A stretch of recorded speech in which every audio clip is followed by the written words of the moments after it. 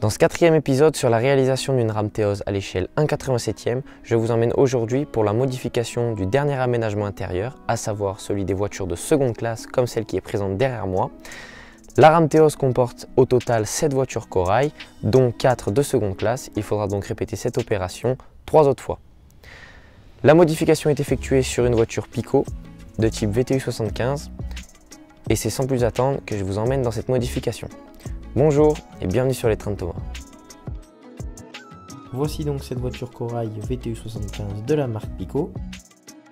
La reproduction des aménagements intérieurs est assez sommaire et peu réaliste comparée à l'aménagement intérieur de certaines voitures de différentes marques. Et c'est pour cette raison que je vais me séparer de cette portion d'aménagement intérieur pour repartir sur un aménagement intérieur vierge pour reproduire une voiture de seconde classe des plus fidèles possibles. La base de cet aménagement intérieur se fait sur une plaque de contreplaqué de 3 mm d'épaisseur qui sera encollée aux deux extrémités de l'ancien aménagement intérieur.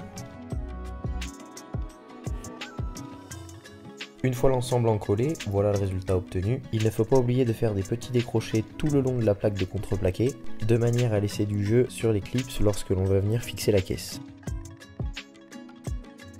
J'applique une peinture à bois de couleur grise, tout simplement parce que les intérieurs des voitures Théos de seconde classe ont un intérieur de cette couleur. Pour trouver le bon positionnement de chaque siège, je réutilise le gabarit qui m'a servi à positionner les sièges dans les voitures de première classe.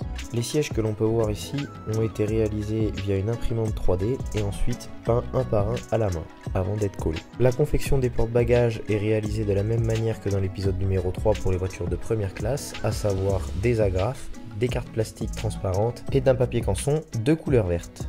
Je n'oublie pas de peindre les appuis-têtes de couleur blanche et certains de couleur bleu marine pour être le plus fidèle à la réalité. Cette vidéo est terminée et elle vient clôturer la session sur la modification des aménagements intérieurs de la rame Théos. Je vous retrouve très prochainement pour le 5e épisode qui lui sera axé sur la modification des caisses extérieures de façon à ce qu'elles soient prêtes à recevoir le pelliculage Théos. Quant à nous, on se retrouve toujours sur Facebook ou Instagram sur ma page Les Trains de Thomas. Et je vous dis à très vite pour la prochaine vidéo. N'oublie pas de t'abonner et de liker cette vidéo.